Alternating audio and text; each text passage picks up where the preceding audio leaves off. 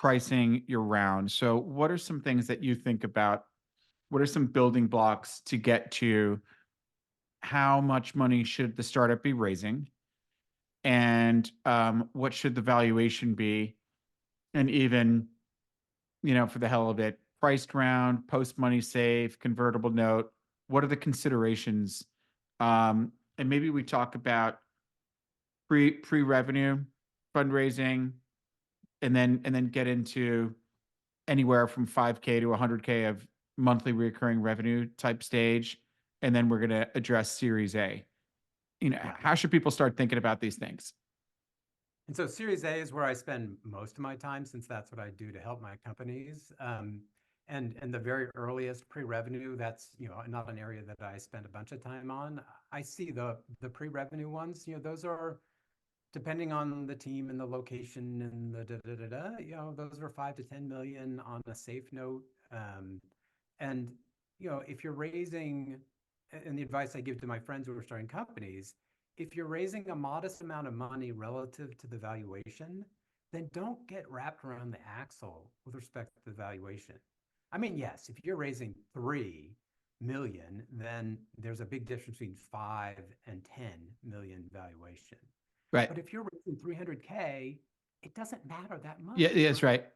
Yeah. I mean, in one case you own 5 divided by 5.3, and the other one you own 10 divided by 10.3. It's not that big a difference. And the ability to be able to raise the capital is wildly different at the lower end than at the higher end. Now, if Yeah. you're raising a big amount of capital, then it does matter.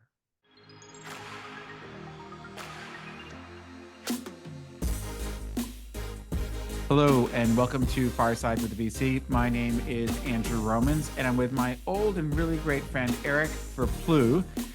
Eric actually was in the same building as me, although before I was there. I think, weren't you at Bay Hill Drive in San Bruno? That was a long time ago. Yeah. So what Vantage Point, I think it was vp.vc or .com or something like that, Vantage Point. I tried to get the URL so that I could be Ver Ploeg Venture Partners, but they wouldn't give it up. Oh, really? Isn't Vantage Point? Is Vantage Point? I thought it kind of. Well, they changed it to Vantage Point Capital Partners, and then they're still running. Yeah, but they're still using the old domain too. Yeah. So I think it's good to work with people that have a lot of experience. Eric, for his very youthful young age, has really been in the VC game for a long time, going back to Vantage Point and a few others. And we've been in close contact even long before you founded Tunitas Ventures, right? So it's Tunitas Ventures, which is right around the corner from where I used to live, Tunitas Creek. For those of you who enjoy cycling or biking or hiking in redwoods in the Bay Area with a glimpse of the Pacific Ocean, just magical stuff. But today we're really going to do, rather than just talk about how great we are, that we're the two greatest VCs in the world. I mean, Andrew and I are pretty much the best. Yeah. No egos here. We're gonna get a deep dive into valuations. So we're gonna talk about valuations. How much money should the company be raising? How is that kind of determined? How are valuations determined? What's the right thing to do? What's the wrong thing to do? What are reoccurring mistakes that we've seen? Eric has actually been an active VC for so many years. He probably knows how this Kung Fu movie is going to end because he's seen a few of them before. So why don't we dive into all that? But Eric, give us a quick background on your career before we start getting into our thoughts on these little exciting topics. Sounds great. So I grew up in the Midwest, was an engineer, undergrad, came out to Stanford, got my PhD in electrical engineering, loved it, stayed, got my MBA at Stanford as well. Then started 2 venture-backed companies, raised 5 rounds of venture from great venture firms, Kleiner Perkins, JMI, Vantage Point, others, Mayfield. And then spent 8 years at Vantage Point Venture Partners, and then 3 years at another large venture firm. And then and in the middle, did a whole bunch of my own seed stage investing and looked at the things that I enjoyed most and where I was producing the best returns. And it was absolutely my 8x gross returns on my own personal seed stage investing. And so I decided to launch a firm to do just that. So I launched Tunitas a year and a half ago, and my primary source of differentiation in an awesome ecosystem of seed investors is I help make companies raise their next round of funding. Right. So I focus a lot on what's currently happening in the Series A landscape and how to help those companies be successful in raising Series A. Okay. And you've even been doing research on like graduation rates in the Bay Area versus non-Bay Area. I'm actually really curious to jump right into that. I'm kind of Oh yeah. impatient to hear what the data says. So graduation rate is something that VCs like Eric and I are very proud of, because when we fund a company, one of the reasons why I've enjoyed being so active in big evolved ecosystems like Silicon Valley, San Francisco Bay Area, New York City, where we've had offices for the last couple decades, is that we know so many VCs to introduce you to, that if the first 100 say no, we got another 100 waiting. If they say no, we got another 100 waiting. We're, the number one cause of death is running out of cash. And a good way to do that is either get money from customers. Another way to do that is get money from some investor. So graduation rates mean Eric invests from Tunitas Ventures into a startup. And what is the graduation rate? What percentage of his portfolio companies graduate with raising a bigger check from another fund that's legit? So you probably have, I'm guessing you have like a near 100% graduation rate for your own investments. So for my seed stage investing, I'm at not 100%, but well above 80%. Yeah. Um, and the part that I'm particularly proud of is that I'm, what's the exact number? North of 40% from top tier Series A firms, so top 10 Series A firms. And Yep. that, that's no guarantee of success, but it increases the chances of success when you have really great investors, leading the Series Okay. A. So with graduation rates, are you talking graduate to a Series A, or are you defining that? That's how you're defining it. So what is the research? What did your research tell you? Can you share that with us for Bay Area versus non-Bay, or how do you break it up? Yeah, so I recently, and I'm about to publish this blog post, that I looked at how it's evolved through COVID. So I took three 1-year cohorts, 1 year before COVID, 1 year after COVID, and then the year after that. So, 13 to 24 months after the onset of COVID. And I said, look at the companies that raised their first $1 million of seed funding in that cohort, in those three cohorts, in the San Francisco Bay Area, so the 9 counties that touch the San Francisco Bay Area, and then the rest of the United States. And you look and say, okay, what fraction of those go on to raise Series A within 22 months of the end of the cohort? And the reason it's 22 months, and why I picked that date, is it ends last month for the most recent cohort. So it's as far out into the future as I could go, but I used the same definition of what the Series A graduation period was for all the 3 cohorts, so it'd be fair. And what you see is, well, one big takeaway is graduation rates have gone way down recently, right? As the fundraising environment has gotten painful, we see just across the whole country that graduation rates have gone down. The thing that was interesting to me, and that I've been waiting for most of my professional career, is to see the rest of the ecosystem catch up with the San Francisco Bay Area. It's been an advantage, and it's clearly an advantage to be in the Bay Area. And I've been waiting, I don't know, for a decade and a half for it to catch up. And what I see in the data stubbornly, persistently, is that every time I look, it just gets a little bit better to start your company in the San Francisco Bay Area. So looking at the specifics at these 3 cohorts, we say of the companies that raised their seed round, their first $1 million of seed round in the cohort, what percent went on to raise Series A? And we take the ratio of San Francisco Bay Area versus the rest of the United States. In the period before COVID, that ratio was 1.4x. So you were 1.4x more likely to go raise Series A if you were in the San Francisco Bay Area than if you were in the rest of the US. Then in the next cohort, where you could, this was the beginning of remote work from anywhere, this was going to be the great democratizing force. And what we saw is that 1.4x, 1.40x went to 1.50x. And so it actually became more advantaged to be in the San Francisco Bay Area, at least from the measure of raising Series A. And trying to understand, like, this is kind of Dexter reading the blood smattering and figuring out, was he, right-handed stab wound, or, what's behind that. It may be that in the cohort kind of following COVID, we were in this frothy, spicy market where every soccer mom in the Midwest that was anti e-commerce was buying. She was going to Target.com and buying her vacuum cleaner as opposed to going in the store. So like everyone was adopting the Silicon Valley digitization, great time to start a podcast, everything digital that you were never doing. And then the valuations went up. And so I think that the market just maybe got really frothy in concentrated Silicon Valley, of people were just making a lot more investment. So Silicon Valley was, due diligence was out of fashion. People were cutting checks fast and furiously during that time. And so if you were near that action, the multiple went up. Where I don't know. I'm just trying to figure out, why would that be? Here, so the funny part, the underlying causality, I think, is a very difficult one to pin down, right? It Yeah. is, I think that conjecture is an interesting one. I think you can make, other conjectures around, you know, you could make a long list, right? I mean, the classic ones have been, hey, this is where the money is.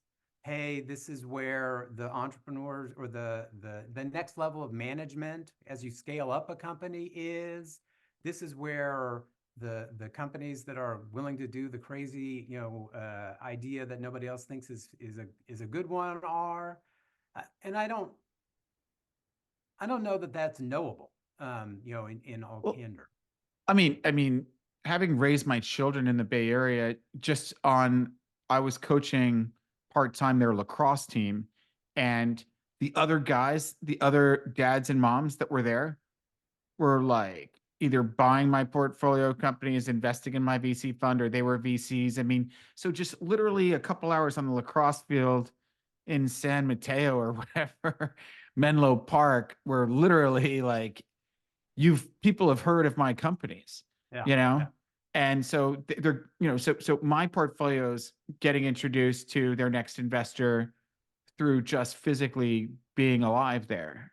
Yeah, I think there's a huge agglomeration economy benefit like you're talking about, but I also think there's I forget who the pundit was that first said this. It wasn't me. That said, it's better for your reputation to fail conventionally than to succeed unconventionally.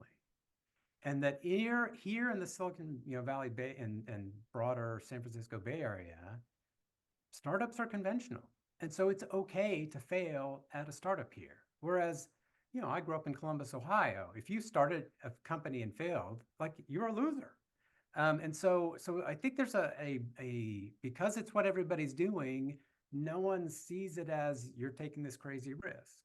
That's, anyway, one of my pet theories on why the advantage of the Bay Area keeps increasing is that you just have a higher concentration of people for whom this is conventional accepted behavior. Okay.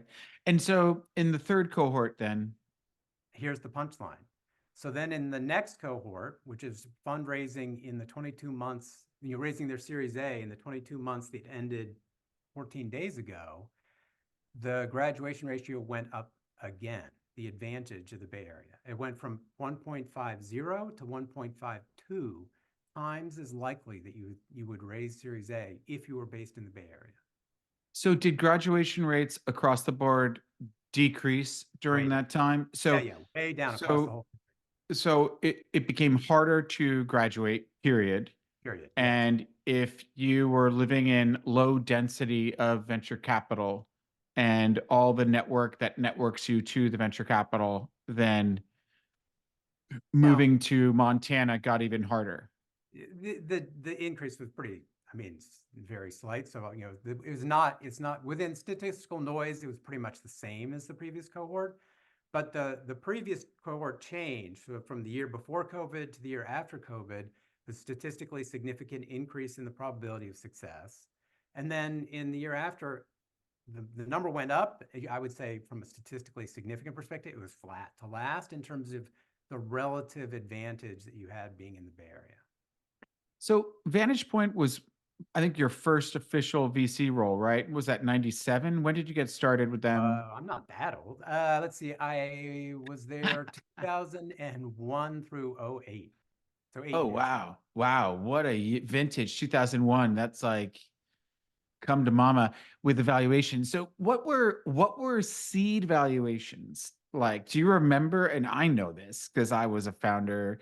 What would a pre-revenue company be raising at back in those dark days of Sarbanes-Oxley dot-com crash, implosion, recovery? Yeah, I mean that was pre-Sarbanes-Oxley. I remember raising my Series A with Kleiner Perkins and JMI. Leading my Series A, we'd raised 100K of angel money, from the Arriaga family, right? And that was a little unusual that you would even have done that. There wasn't as robust a seed infrastructure in place in the '90s. It was a lot of times you just went straight to Series A. Like that was the first round. That's why it's called Well, Series A. yeah, well, you needed to buy a $50,000 Sun Spark. You needed to create your own That, node of the internet. Like your IP address was in your closet. yes. So there was no, you had to get an Oracle license that was, horribly expensive. You had to buy a phone system. You had to like all of that stuff. It was a Yeah, nightmare. yeah, PBX. I remember like a lot of time on the goddamn PBX, and I was like Mr. Soft switch guy. And I'm like, this whole thing is going to be this whole thing's going to be a doorstop. Just give it a little bit of time. That's right. That's right. It took a long time before those became obsolete. But I mean, it just seems crazy to talk about it today. But that was a lot of money and time and effort. And it used to be you'd have to get a phone number at your office and you had to wait for the phone company to issue the number. And I mean, and getting the internet connection, it wasn't there The already. IDs. Yeah. Just all of this friction. Well, so you needed kind of $5 million to make a website. You needed $5 million to make a website. So that was kind of a Series A. But the point I was driving at is that you're more active in raw seed than I am now these days. We're getting more into late seed as an entry point. That's why we make such good friends. But it seems like the seed valuations got major inflation. Like, people running around raising money on these post money safes at 30 million and they don't have any revenue. It seems like the math doesn't work anymore. Like if you're going to get in that early and have to wait so long and there's going to be a higher death rate, depends how much diversification, if you're going to like Ron and Conway your way into it or have more of a concentrated portfolio where you're truly doing a lot of work for your portfolio like you. What have you seen change over the decades in seed valuation? And then let's talk about what makes sense now. Um, I think it's kind of lunacy at the early stage that what you're talking about is absolutely the case, that the valuations are very high. They have not come down much in the relative uh, crash would be an overstatement, but correction, in the last year and a half, Right. where they have come down precipitously in the later stages. Right. And so my view in that kind of environment, that is, you know, if you're going to pay those kinds of prices, then you need to be in the companies where they've started to show the unit economic model is really working. And so I have not made any pre-revenue investments because the change in valuation between super risky and unproven and who knows whether there's a thing here, Yeah. pre-revenue kind of case versus the case where they have a million ARR. Well, yeah, it's higher, but it's nowhere near as much higher as the increased view into the possibility of this being an outlier. And Yeah. and I want to be really, really purposeful about the way that I say that it's not about reducing the risk of it failing. It's more the visibility into this being an outlier home run that I'm excited about in that subset of companies. And I'm happy to pay the higher valuation if I see a higher probability of the company being one of those very few potential home runs that generate most of the profit in our industry. Yeah. Yeah. Yeah. So why don't we talk about pricing your round? So what are some things that you think about? What are some building blocks to get to how much money should the startup be raising? and what should the valuation be, and even, for the hell of it, priced round, post money safe, convertible note. What are the considerations? And maybe we talk about pre revenue fundraising, and then get into anywhere from 5K to 100K of monthly recurring revenue type stage, and then we're going to address Series A. Right. How should people start thinking about these things? And so Series A is where I spend most of my time, since that's what I do to help my companies. And the very earliest pre-revenue, that's not an area that I spend a bunch of time on. I see the pre-revenue ones. Those are, depending on the team and the location and the da da da da. Those are 5 to 10 million on a safe note. And if you're raising, and the advice I give to my friends who are starting companies, if you're raising a modest amount of money relative to the valuation, then don't get wrapped around the axle with respect to the valuation. I mean, yes, if you're raising 3 million, then there's a big difference between 5 and 10 million valuation. Right. But if you're raising 300K, it doesn't matter that Yeah, much, yeah, right? that's right. Yeah. I mean, in one case you own 5 divided by 5.3, and the other one you own 10 divided by 10.3. It's not that big a difference, and the ability to be able to raise the capital is wildly different at the lower end than at the higher end. Now, if Yeah. you're raising a big amount of capital, then it does matter. I tell people, when you're trying to figure out these decisions on the seed side, which is earlier than we get involved, but I try to be good karma guy of Yeah. doing people as much favors as possible, so that when they enter our Goldilocks sweet spot, they're ready to, take our money and bring you in if we say you're the greatest. But is that you don't want to have too much dead weight in the cap table going into a Series A. So let's call all the shares, the percentage of your company that's owned by investors. Let's just happily call them all dead weight. Like, yeah, they're supposed to add value, but they're not all Eric's here. So if you've sold too much of your company going into a Series A, benchmark is like, well, this doesn't look like a benchmark deal. I mean, Christ, you've already sold 70% of the company. If we invest, we're going to introduce you. There's going to be many more financings. We need to have equity to attract and retain talent here. That's one thing. And on the other hand, you want to make it attractive. So you don't want to be raising money at such a low valuation and getting meaningful dilution that you fall into this dangerous area.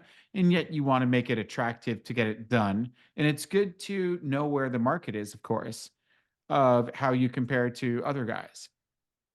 And if you're doing, a software SaaSy, kind of business, you don't need that much capital usually for that to be a big concern. Now, if you pivot a second time or a third time, and your founder walked away or co-founder, then those kinds of dead weight on the cap table become a big issue. But if things have gone, reasonably smoothly in your software, then that's rarely an issue. Now, if you're moving atoms around, right? Like, you're going to launch a satellite, and you're going to do, then those kinds of issues can be really, a big deal. Mm-hmm. And Okay. and And then go ahead. and I think, I mean, I don't disparage the just a check writing kind of firm either, right? I mean, that fills an important role in the ecosystem. And as long as they're not saying they're going to do a whole lot and then, fail to live up to the promise, if they say, hey, I'm just going to write you $100,000 check and call me if you need anything, well, then fine, right? I mean, they probably have a quick, fast, diligence process, and you got the money, and that allows you to operate. I don't think that's inherently good or bad, as long as Sure. as long as they're living up to, what they say they're going to do. Right. And so how to go, what are some thoughts you have on how to advise a company? Maybe we're getting a bit later stage, like late seed, where we like to invest, and I think you do too, and then going into Series A's. How do you what are some thoughts around how to figure out how much money should we raise? So there are, I think, two parts of answering the question, that sort of, late seed Series A. One of them is sort of the exogenous environment, and then the other part is endogenous, the stuff that you can control. And a mistake I see happen very frequently is the entrepreneur will say, well, I know a guy who in a category with a company nowhere near as good as mine, who just raised $20 million at this really luscious valuation. So I'm going to go do the same thing. Or they say, well, I read that median Series A is $13.5 million and they take 20% of your company. I just thought of the hack. We'll say we're going to raise $70 million and they'll still take 20% of the company, and see what a genius I am. And, you know, it doesn't work that way. You know, the reality is, let me go for the constructive part first. The constructive part is start with your needs, right? So how much capital do you need to get what done? What are the big, either validating or risk reducing milestones you can get done with what amount of capital? And, you know, and if it's a continuum, you know, some rough rules of thumb, you know, 18 additional months of runway, increase your key KPIs by 3 to 5x between Series A and Series B. How much cash is that going to take? 2 to 4 times as much cash as you've raised already. None of these are sort of like, oh, this is how to do it, but they're, you know, sort of sanity checks in that process. But it's not like you do that in isolation. You are living in a world where the exogenous environment matters. It has gotten harder to raise money. A lot of times the answer is, well, rather than going and trying to raise a $15 million Series A, why don't you just pick up $2 or $3 million of additional seed money and add another 6 months onto your existing runway, because you're about to get to this value inflection point or pass through some hurdle that you believe will make Series A lot easier to get done. And so I see Yeah. that happen a lot, is rather than going in and doing a difficult Series A, they will pick up some additional seed money.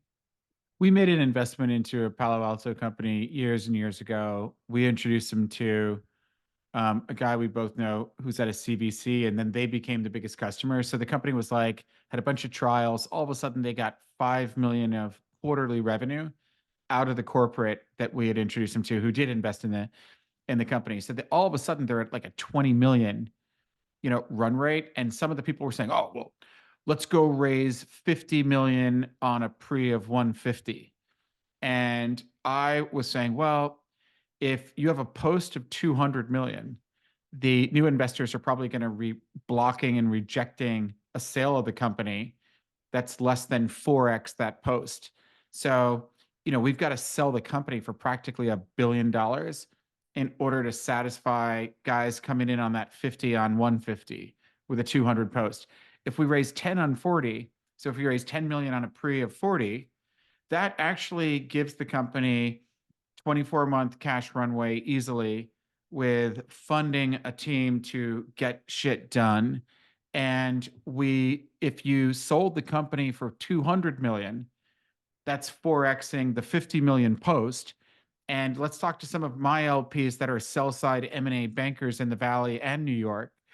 If you had the mandate to sell this company in the future, how many companies would you take it to as prospective buyers? Like, what does the list look? What's the constellation of would-be buyers for this company, when we could accept, if we had to, a 200 million sale of the company, compared to who's on the list if we've got to exit for $1 billion or 800 million? And they're like, "Woof, I prefer this deal if I could sell it for 200. I mean, I'd like to get $1 billion. Obviously, I'm incentivized to, but those are considerations." Another one too is that the guy who can raise at 120 million pre-money valuation for his like 2021 deal, that isn't really, there's no sanity remote multiple of this revenue, that your next round is at risk. So if you raise it too high a valuation on this round, what is the next funding round going to look like? And are you at risk of facing a flat or down round as a result of, you raised at this? And then what is dilution? What are you going to own in this business in the end as the founder anyway? Is there what's the percentage difference if you go from like a 40 million pre to a 12 million pre, and how much money you need? And then the next round, you're kind of putting the whole farm at risk by going after inflated valuations. And sometimes the existing VCs, guys that I really respect, they're the ones pushing for a crazy up round to put points on the board for their little TVPI or something.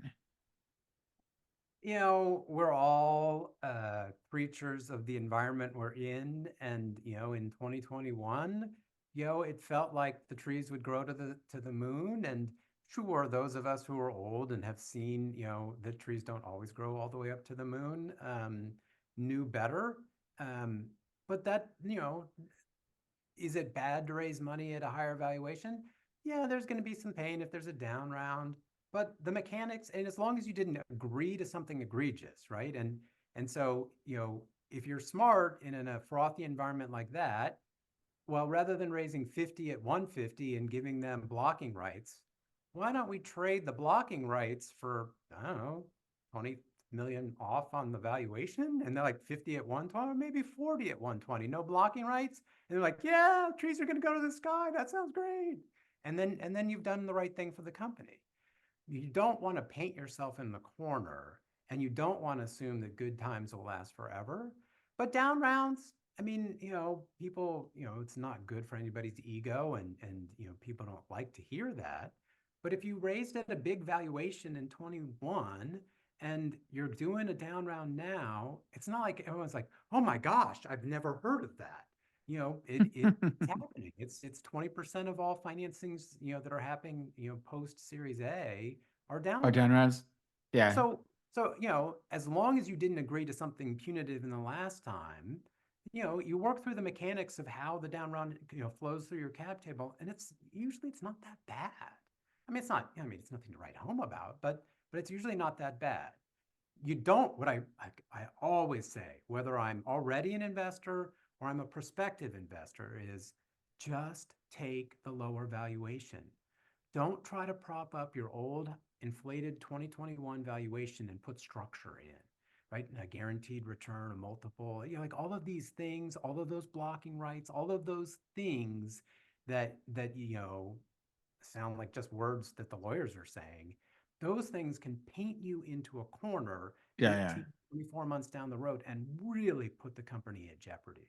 And a Yeah. lot of those can be, the term sheet that's written by the sophisticated, later stage investor.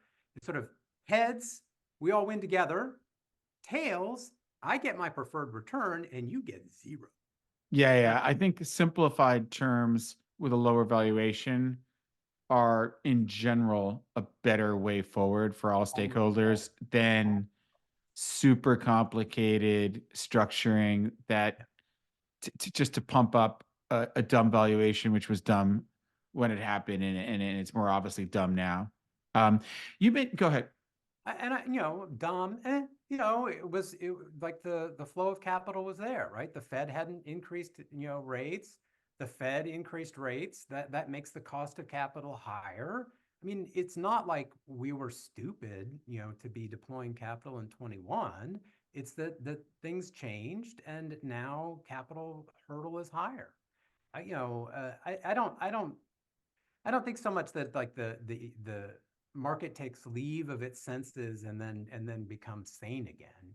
I mean, we're always swinging in a pendulum one way or another based on the environment around us. Those with longer views, have a sense that like you take advantage of the good times and you try not to paint yourself into a bad corner in the bad times. I thought things were a bit crazy in 2021, and if anything, we started investing later in later stage deals where like the multiple, if you divide the pre-money valuation by the ARR now, not forward, not past, it was a lot more sane than what was going on there. I knew that the stock market wouldn't continue to do this by the time that we were exiting. So, there's a big delay between entry point and exit, and so I just thought there's no way the stock market's going to be like this when we exit, and so I thought it was crazy. You mentioned 18-month runway. Just what are your thoughts around general ideas around runways, maybe even for different types of companies and different industries? How you don't want to sell too much stock when it's cheap. You want to grow the value and sell more stock when it's at a higher valuation, but you also don't want to have too short a runway that you're straight back out trying to raise capital as opposed to building your business. It is a distraction from the founders to be talking to VCs intensely when doing a round. What are your views on how many months runway do you like to see your portfolio companies have at the time that you enter yourself? And what do you think the industry thinks about that? I think there's a pretty significant demarc between priced rounds and unpriced rounds. And that when they're doing seed funding, you can kind of roll and close those as you go.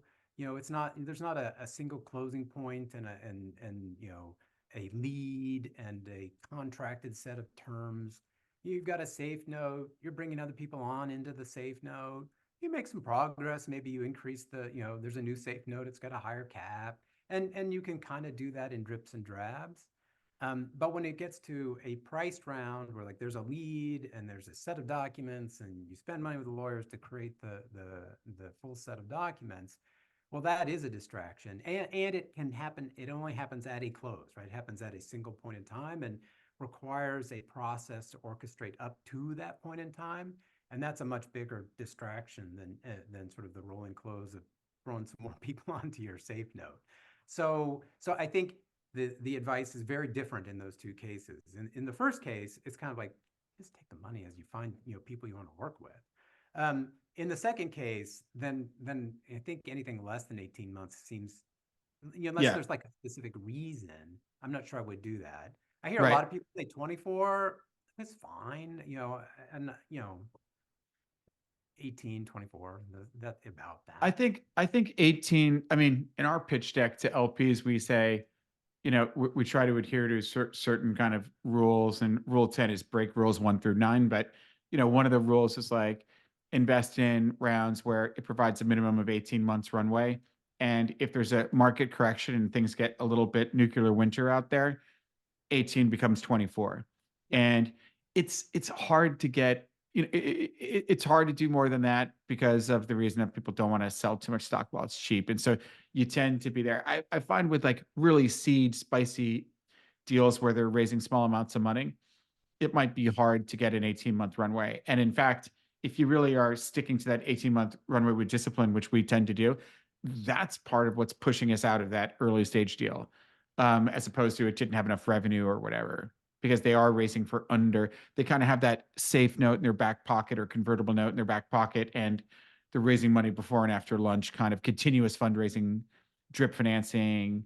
Well, and talk about graduation rates. Being in the Valley where everyone's an angel, has got to be easier than, the richest guy, he's like, sorry, I just don't do that. I don't invest in private companies. You know, I can redeem out of my hedge funds, but I don't do that. Whereas most people Because have here in the some Valley, it's like conviction. out on the lacrosse field, if you had a company that was doing well and, you wanted to talk about it, there'd be two or three of the other, parents who are like, oh yeah, we look at those kinds of deals. What? And so, if you wanted to turn your 18-month runway into 24 and, six-figure checks were going to be, you pull together a few of them, was going to be what enabled you to go from 18 to 24. Super easy to do. Especially if So you're bringing good people into the orbit of the company, like this is additive person, she ran big data at Yahoo or something. Like you're like, I would give her stock, and the fact that she's paying in for it is great. It's certainly not dead weight. that's nirvana. That's Yeah. nirvana. But even if it's just a check, there's nothing wrong with Yeah, that. that is true. That is true. As long as they're not Al Qaeda and the check didn't bounce, And they're not a negative, right? They're not active in a net deleterious fashion. Oh, we want to do a weekly blah blah blah blah. strangle the company to death. Yeah, yeah, yeah. A good VC is one that doesn't destroy value, is a common expression. The One other big thing, in terms of the Series A, so people will focus on, oh, the median Series A is 13-ish or 14 or 12 or whatever the number is in the what market. numbers are you seeing for medium C, median 12, A? 12, 13. But the important point is there's a huge dispersion, and I actually pulled the numbers this morning for the last 3 months in the United States. The median at seed is $2.51 million round, and the Hmm. median Series A is 13.0. Okay, yeah, like that hasn't changed that much. But the dispersion around that is so big. But if you look at the 25th and 75th percentile. So we're talking the middle half of it. At seed, it goes from 704K up to 4.6 million. So that's like a factor of four, whatever that's six. Yeah. I think it's Yeah. a Yeah. Yeah. big range. And for Series A, where the median is 13, the 25th to 75th percentile is 9.2 million to 22.5 million. So the middle half of all financings is this gigantic swath from 9.2 to 22.5 million. And so when people say, oh, it's the $13 million, and they say, well, we want to do a median series, like, what? Yeah. You want to Companies are first figure different. out what the company needs, and Yes. then find the right investors for whom writing a $9 million check is the right amount. Also, like I generally say, like, we've made money in hardware before. We've done hardware investing, and we've learned it's hard or it's hard. And I generally say, like, if there's hardware in this thing, and you're dealing with supply chain, there's a whole bunch of things beyond your control. Mistakes are more punishing than like a wireless service book to fix something, or update a website. So I tend to say you might need a longer runway and you might be willing to take that dilution. You might, what's my budget, double it kind of stuff. Like that home extension, redoing your kitchen is going to take twice as long, cost twice as much. Yeah. There's less than we wait. There may even be fewer investors that you could introduce them to that are willing to do that. So in some industries, it's a crash of the stock market, could be even harder. What are some irreversible decisions that are mistakes that you commonly see? Like, what's the face tattoo mistake that you don't want to do in all of this with all of your experience, Eric? My number one piece of advice is plan ahead. I like so often, and not with the companies that I'm investing in because I'm on them to not do this, but so often I see my friends and fellow seed investors say, I've got a company that's raising Series A, and here's our target investor list. Do you know anybody?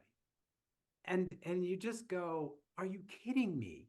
Right? Like, why didn't you spend the last 6 months putting together not just the name of the firm, but who's the right partner at the firm? In Right, fact, right, right. before you even did that, why didn't you figure out whether you're raising 5 or 10 or $20 million?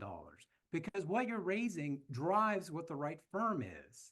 So the firm size, like, there are great firms who would write a $5 or $6 million Series A check. And there are great firms that would only write a $30 million Series A check. They're different.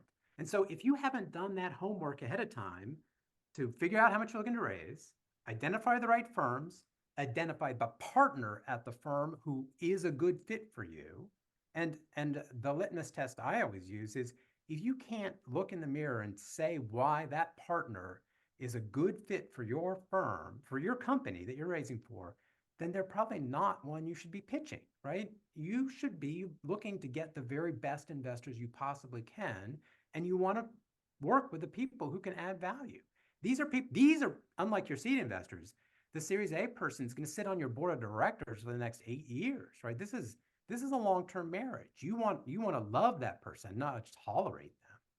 Yeah. So that's the other thing. They just don't prepare ahead of time. And they'll come Yeah. out So, with so crazy lists. They'll come out like, we want to pitch to Benchmark and Sequoia and Union Square and blah, and fantastic. Like, they just list the top 10 firms. Like, oh, fantastic firms, but do they invest in your category? Have you taken the time to find out who the partner is, who's the right lead for an investment into your company? And usually the answer is no. Can you introduce us to somebody?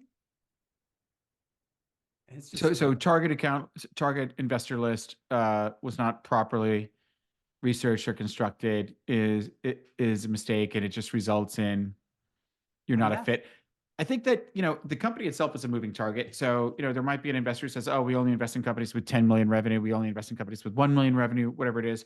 That sometimes it's worth socializing to some of these before you move out of their zone. And 100%. like, but like, I And like the idea of saying like, well, we could, just go straight into a Series A, or we could get diluted at a lower valuation for a smaller amount of money with some good people. The runway is not bad, and that puts us in a much stronger footing to go after that A round. I mean, some people think I'm just trying to get my money in at a lower valuation, but sometimes that's the right thing to do.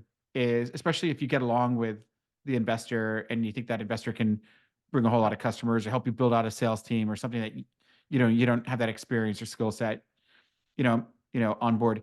And before we wind up, valuation is just one important thing of many things. In a price round, you have a whole lot of other terms, and we don't have time to do a whole episode on it because we're going to wrap up in a minute here. But you don't see a lot of governance in a safe note. You don't see a lot of other preferred major investor rights that are defined, like pro rata equity rights and information rights and voting rights, even in a convertible note. What are your thoughts around what is important for investors and what's important for founders on these other terms? And do you use a side letter agreement to kind of build some of that back in when you're doing safe notes and convertible note investing? Yeah, I mean, like many professional investors, I care about my pro rata rights and my information rights, and so I do have a standard side letter for that. It's I start with the Y Combinator one. I mean, it's fine. And so for an institutionalized seed investor, some of them care about that, some don't. I do, and so I want to know what's going on with my companies, and so I do that. Um, you know, when it comes to the governance and being close to the companies, I think it's a different undertaking when I was writing a $20 million check into a late stage round, then the care and even in the downside case, right? If you can get 20% of your money back versus 0% of your money back, does justify full-time effort of a highly paid person for quite a bit of months. Yeah. That totally makes sense. When it's a $500,000 investment at the earliest stages where we're not going to be on the board and we are counting on the company making progress and us helping sort of pan the baton on to the next investor, then the downside protection issues and aspects and governance aspects become a lot less important. It's just not part of the model as much. Got it. Well, cool. Well, listen, great talking to you. Thanks for sharing your wisdom and even some of this research. I'll get your link to the blog when you post it into the show notes. So, as soon as that's available, send me a quick message so I do that immediately. And thanks for taking the time. Look forward to co-investing with you more, man. Thank you for having me on, Andrew. It's been a real fun time. Okay. Bye for now.